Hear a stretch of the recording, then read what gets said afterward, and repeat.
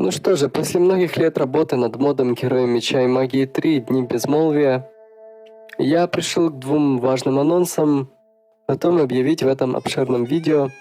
Подписывайтесь на канал, ставьте лайк, если вам понравилось видео, а также пишите свои комментарии по поводу моих мыслей и сегодняшнего предстоящего обзора. Буду рад любой поддержке в общем. Я неоднократно делал небольшие анонсы о проведенной работе, в основном они касались графики или игровых механик, а описание о моде было довольно-таки малообширным и скудным. И по сути я понял, что не сделал выкладки основного концепта мода, почему он называется «Дни Безмолвия», какая идея стоит за всеми теми вещами, вдохновлявшими меня много лет во вселенной Героев 3. В целом это видео будет разбито на две информативные части. В одной из них, в первой, я расскажу вам о концепции в целом. Во второй же будет затронута основная часть, касающаяся, собственно, видео, которое вы можете сейчас наблюдать и задаваться, возможно, вопросами о том, что это за юниты такие, ведь здесь вы увидите очень много нового. А именно вторая часть расскажет вам о новых юнитах в моде и особенностях тех концептов, которые я разрабатывал, не только создавая и улучшая графику, но и придумывая интересные способности и механики для существ. Так как это лишь первый большой анонс проделанной работы, это будут общие сведения. В дальнейшем в других видео будут рассмотрены отдельно уровни монстров, улучшения фракций и прочие характеристики более подробно. Итак, первое, что хочу сказать, это то, что идея мода пришла, как ни странно, после прохождения всех кампаний Героев 3 и ознакомления со вселенной Героев 4. НВЦ уже пытались связать лор мира Аксиот и Энрод воедино с помощью огромного сборника миссий Тарнума в Хронике Героев и тем самым объяснить внезапный конец мира Энрод с появлением Героев 4. Эта идея очень затронула меня лично. Я поднял архивы с лором игры из серии «Меч и магия», опираясь на некоторые сведения из сюжета и то, что под натиском общественности вселенная была сильно преображена, и концепты кузницы, а также многих глубоких сюжетных ходов в «Меч и магия 5, 6 и 7 были реализованы иным от Героев 3-4 способом, и в дальнейшем с выходом новых частей и стратегий очень сильно отделились, избавившись от намеков на фантастику, стимпанк и киберпанк и другие стилистические мотивы, которые были присущи классическим художественным произведениям 80-х и 90-х, и которые вошли в эту вселенную со старта. Собственно, я решил создать свой отдельный от Хроники Героев сюжет, который в некоторой степени будет отличимым, в некоторых местах связан с оригинальным лором. В общем, создать свою собственную историю вокруг героев Хелу, обладающим клинком Армагеддона, и Килгором, получившим ледяной клинок с острова Вори. Я начал разработку мода с концептом графики и написания сюжета в блокноте. Все это должно было играть на атмосферу. Оставалось лишь дело за малым – найти ту платформу для создания мода, которая могла бы дать именно то, что мне нужно для реализации концептов. Этой платформой стал мод Master of Puppets, созданный народными умельцами. Отдельное спасибо авторам мода Ричард Десфрей и Хиромант, которые разрабатывали этот мод и делали различные его вариации, патчи, дополнения. Многие спрашивали на форумах, почему именно моб. И ответ лежит как бы на поверхности. Это и высочайшего уровня, способный порадовать даже опытных игроков, обученные использовать новые механики и заклинания. Это более сотни новых артефактов, добавляющих множество новых игровых механик, что делает игру более разнообразной и интересной.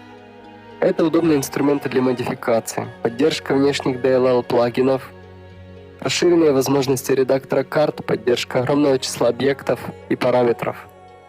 Это механика социального напряжения в городах, новые заклинания, возможность добавить огромное количество новых юнитов, расширять и редактировать их способности и возможности. Кастомизация, новые механики объектов карты. Например, усилители магии, делающие лейт-гейм на Excel-картах с атакующей магией более эквивалентным по урону к растущему числу войск.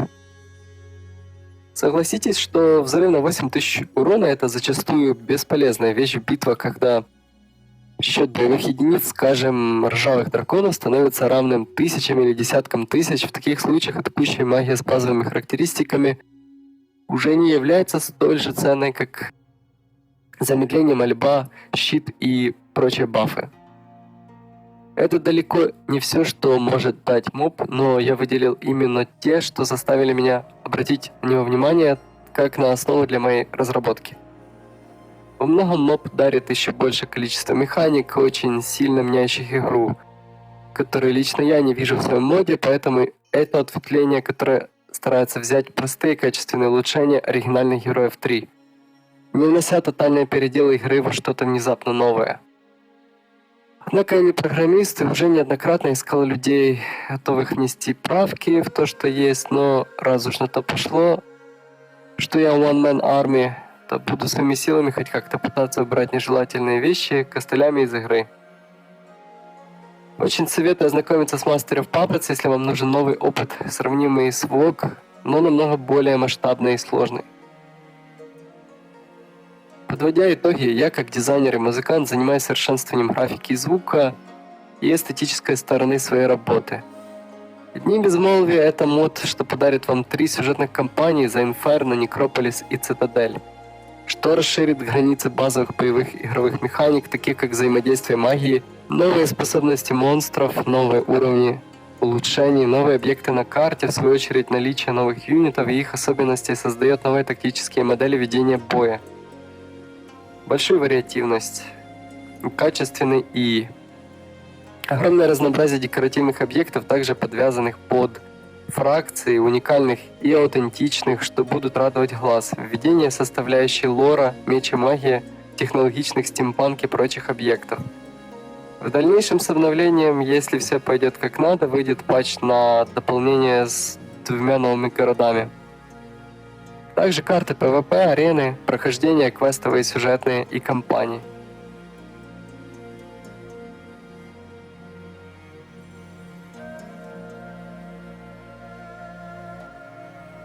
Теперь перейду непосредственно ко второй части этого видео и расскажу о юнитах, представленных в игре.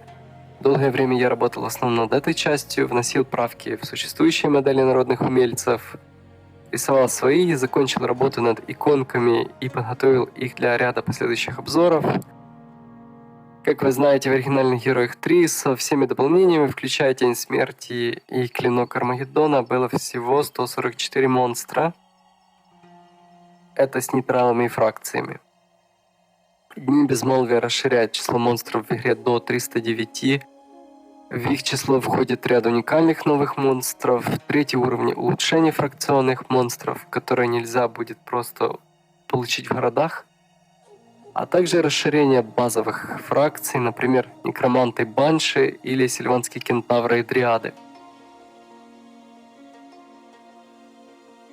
Мини-фракции интервентов из других миров, из другого Варна, если угодно, юниты фракций Кузница, Причал, нейтральные народы гномов и их техники изобретений, различные чудовища, драконы и духи. По ссылке под видео вы можете найти обзоры на фракции, которые я делал ранее в процессе разработки. Чем же отличаются и чем похожи новые юниты на оригинальных? Обширное разнообразие уровней от 1 до 10. Да, до 10, так как хоть игровая механика предусматривает по факту 7 уровней существ, все же тяжело отнести лазурных драконов к 7 уровню, как с экономической точки зрения, так и по его параметрам. Поэтому очевидно было, что каждый из уровней получит пополнение различными существами. К слову, все стандартные существа остались без изменений, дабы не менять игровой баланс. Новые же существа по своим параметрам и экономическому весу, а также особенностям их Вейлор, выстраивались относительно оригинальных характеристик по градациям уровней. В этом плане я старался сохранить максимальный баланс для всех существ, хотя тут стоит честно сказать, что, конечно же, существа 8, 9 и 10 уровней явно обладают большими преимуществами, как это было с волшебными драконами или кристальными. Единственное, что в моем понимании делает их балансными в оригинальных героях, это их экономические штрафы, дороговизна, редкость появления на картах, сложность в захвате внешних жилищ. Такого же концепта я придерживался, расширяя количество наивысших уровней, делая их дорогими, что вызывает нагрузку на экономику игрока. Так как мод помимо базовой экономики несет еще ряд механик, влияющих как на падение дохода, так и на рост, это делает продумывание бюджета королевства еще более запутанным. Собственно, чем больше особенностей имеет существо, тем больше требований к золоту и другим ресурсам оно имеет. И теперь не всегда касается только высоких уровней существ. Также найм может задействовать помимо основных ресурсов дерево и руду. Многие существа получили различные иммунитеты и защиты от магии в связи с увеличением возможностей атакующей магии. Теперь замедление не всегда будет ультимативным оружием, ведь можно встретить существ с иммунитетом к замедлению, а также тех, кто способен сковать, обездвижить или сам наложить замедление. Различные способности существ базируются не только на использовании базовой магии, вроде бафов и дебафов. Все мы прекрасно знаем, что в оригинальной серии прекрасным примером таких особенностей были чародеи, мастер-джинны, султаны-фриты и различные духи, но и с расширением количества существ я пришел к выводу, что нужна альтернатива обычным стрелкам.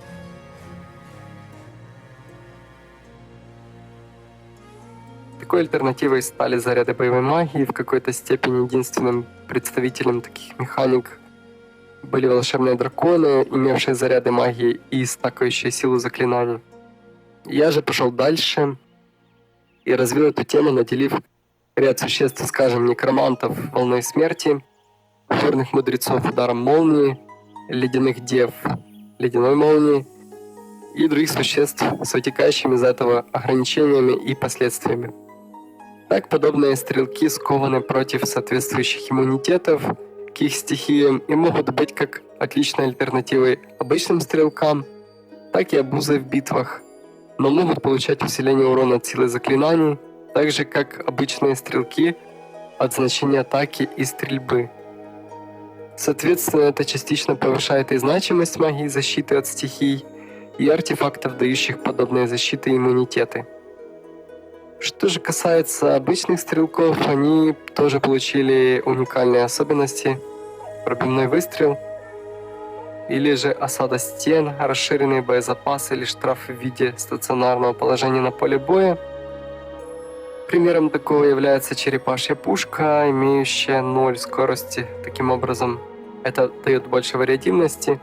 Но, конечно же, подобными изменениями были вызваны мысли об использовании механик с защитами от стрел, в том числе иммунитетами у существ ближнего боя к стрельбе вовсе. Благо, моб позволяет реализовать даже такие механики. Конечно же, это не значит, что у всех существ поголовные иммунитеты по 50 зарядов магии, 1000 характеристик. Нет, довольно все-таки лаконично и встречается только у определенных существ. Как я уже говорил ранее, некоторые фракции их существа получили 3 уровень улучшений. Обусловлено это не только тем, что возможности игры позволяют, но и завязано на ситуации в компаниях, а также повышает значимость фортов на холме, ведь только там за дополнительную плату некоторые существа можно будет улучшить. Например, цепочка лучники, арбалетчики, орфийский дозорный, или же Никс, Никс-воин, Никс-хищник. Подобные улучшения были в оригинальном ВОГ, когда существа 7 уровней получили усиление до 8. Кстати, ВОГ механики и существа также бережно перенесены в этот мод, и все, кто знаком с такими существами, как драколичи, вполне могут встречать их на обычных или сценарных картах. Существа ближнего боя также получили множество особенностей, различные механики при атаках в ближнем бою, такие как снятие положительных заклинаний, кислота, разрушающий луч, поглощение душ или паралич, могут изрядно изменить ситуацию на поле боя и влиять на различные способы сопоставления групп существ под разные тактики и фракции. Многие существа имеют свои сильные стороны и свои слабости. Например, хранители знаний обладают тройным магическим воздействием в ближнем бою, небольшой шанс на вампиризм, удар молнии и старение. Однако они не обладают высокой скоростью и высоким здоровьем, а также не могут летать. И подвержены воздействию магии, а также гипноза, паралича и другим типам воздействия. Да, кстати, ряд заклинаний был пересмотрен как в цене, так и в их весе. Гипноз теперь более полезен для летающих существ, можно лишить их способности перелетать через стены и тому подобное. Все категории существ обладают либо пассивным, либо активным кастом магии, что позволяет применять их навыки по желанию игрока или же проводить обычную атаку. Трансформатор скелетов получил градацию по цене существ, и многие уровни, перенесенные в жертву, теперь будут иметь соответствующую цену, что делает, например, обмен некоторых существ выгодным или таким, что пополняет ряды фракций нежити. Например, костяной голем имеет высокий урон и возможность оглушить врага, лишив его контратаки. Некоторые существа будут доступны только исключительно в кампании, связанной сюжетно. В частности, в ряд таких входят особые монстры. Но в этой части без спойлеров, при желании узнаете, если захотите пройти кампанию. Итак, подводя итоги, сегодня был общий анонс. В будущем я думаю сделать ряд видео с ознакомлением уровней существ от 1 до 10. И затем различные тактические ситуации с способами применения существ и различных архетипов билдов.